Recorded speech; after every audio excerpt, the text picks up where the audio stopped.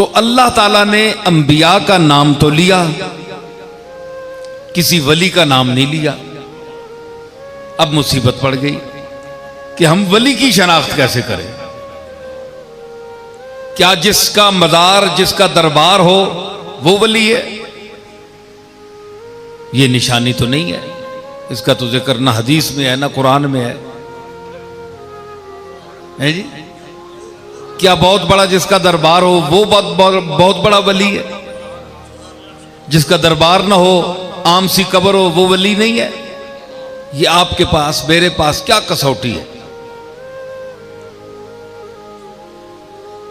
ये बड़ा अजीब सवाल है और इसका शायद बहुत कम लोग जवाब दे सकें, क्योंकि इंसान का जो नजरिया होता है वो ये सोचता है कि हमने एक शख्स को वली समझ लिया, मकबूल समझ लिया, तो वो अपने समझने को एक सनद का दर्जा देते हैं। चूंकि मैं समझ रहा हूं इसलिए ये वली है। भाई, वली को वली समझने के लिए भी एक मेयार चाहिए। आलिम को परखने के लिए आलिम का होना जरूरी है। कारी साहब के परखने के लिए कारी का होना जरूरी है। और उस्ताद कारी, आम कारी नहीं, उस्ताद किस्म का कारी होगा तो वो बहुत से कुर्रा में से सिलेक्ट करेगा, नंबर देगा कि ये इस दर्जे का है, ये इस दर्जे का है, ये इस दर्जे का है। उलमा में से जय्यद आलिम होगा और मुदर्रिसीन में से भी जो मलिकुल मुदर्रिसीन हो, सरदार किस्म का मुदर्रिस हो, वो बता सकता है कि फलां मौली साहब मैब्जी किस तरह पढ़ा सकते हैं, कुदूरी किस तरह पढ़ा सकते हैं, काजी और अहमदुल्ला किस तरह पढ़ा सकते हैं, बैजावी किस तरह पढ़ा सकते हैं, तफसीर किस तरह पढ़ा सकते हैं, हदीस किस तरह पढ़ा सकते हैं, इन कितने पानी में हैं।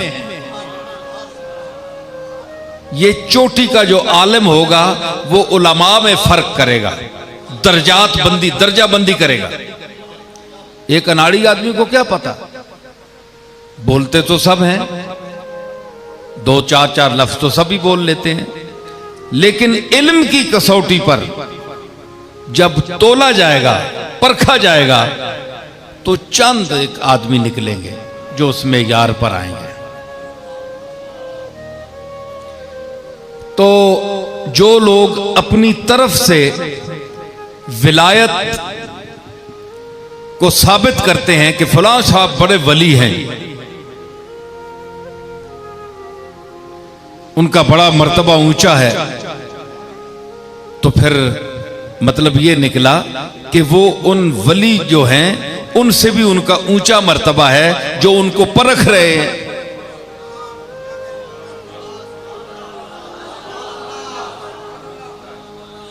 मेरी बात समझ रहे हैं? मेरी जरा गुफ्तगू और अंदाज की होती है ताकि कुछ मैं आपको दे कर जाऊं, ये मैं चाहता हूं। तो जो लोग ये समझते हैं जनाब के फलां साहब बहुत बड़े वली हैं, अल्लाह अकबर, क्या कहने।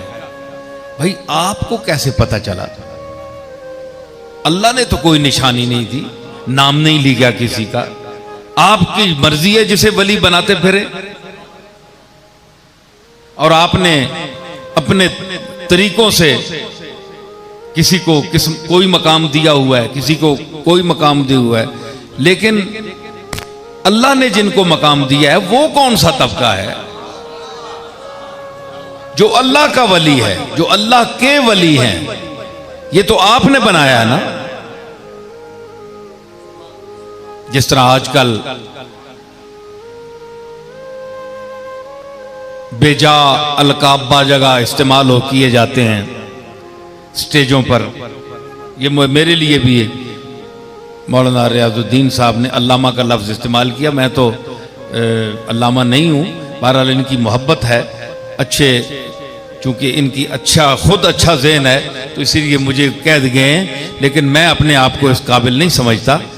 तो इससे बड़े बड़े लफ्ज़ स्टेज पर बोले जाते हैं मशाइख के लिए, उलमा के लिए, तो जो लोग बोलते हैं उनको शायद ये पता होगा कि ये किस मर्तबे के हैं।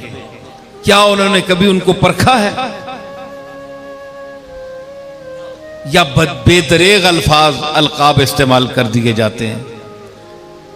क्या वो उनके उस्ताद हैं या उनसे बड़े हैं, या उनको कभी परखा है उन्होंने कि उनके लिए ये लफ्ज इस्तेमाल कर रहे हैं? नहीं, इत्तेफाकन मुलाकात होती है स्टेज पे, लेकिन बेदरेग तौर पर बोल देते हैं। और वो लोग भी खुश होते हैं कि मुझे ये कहा जा रहा है। मुझे बुलंद अलकाब से भी पीर हजरात भी खुश होते हैं, उलमा भी खुश होते हैं। तो मकसद ये है कि ये अवामी ज़हन है।